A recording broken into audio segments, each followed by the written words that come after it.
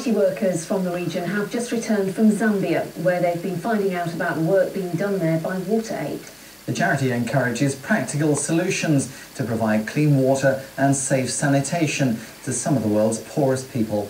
Kenny Toll reports.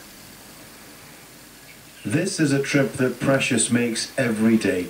She walks miles to fill up water bottles in this filthy river. It's a journey, though, that she has to make to keep her and her children alive. The situation that Precious has to face by coming to get this water and travelling down to here, I just feel that it shouldn't be happening, not in the developing world or anywhere. It's an awful situation to see anybody in, and the fact that these families have no choice but to give their children dirty water, even though it actually could really harm them or even kill them, is really shocking to see. But for Lee and Helen, that was to be a taster of what was to come. These are the slums of Lusaka, where children defecate in the same water they play in, and the same water they use to wash their clothes. Little wonder that diarrhea is one of the biggest killers here.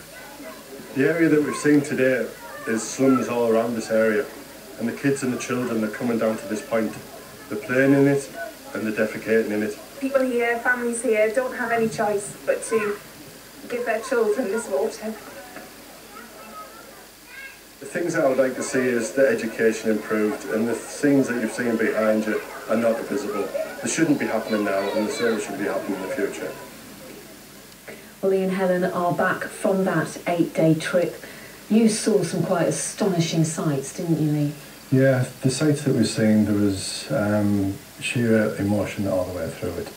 We've seen sights of elation from when they get the water, and the other side of it was sheer despair for people who haven't had the benefit of WaterAid going in to look at them yet. You never witnessed anything like that before, so it must have been pretty shocking to you both. Absolutely, yeah. The urban slum that you saw there at the end of the film was really shocking to see. The sheer scale of the problem there is kind of really brings it home. It is a massive issue. Give us some figures then. How big is the problem? Well, currently there's about 4,000 under 5-year-olds dying every single day from the lack of clean sanitation and dirty water causing from waterborne diseases. And to try and contemplate them figures, it's a massive number. WaterAid works in 27 of the world's kind of poorest countries to try and provide, help them to get access to clean water and sanitation. And you were saying it's not just a case of sort of going in there and putting in a pump and that's it. They're really trying to educate the local population. Yes, definitely. WaterAid have a very good model where they bring in local communities and local government organisations. They look at a long-term solution rather than just a quick fix. So they need to get that community buy-in. Just tell us about what we're seeing here then. This is one of the villages that we went to where they've had intervention, and that was one of the pumps there. And this is a local school that had WaterAid.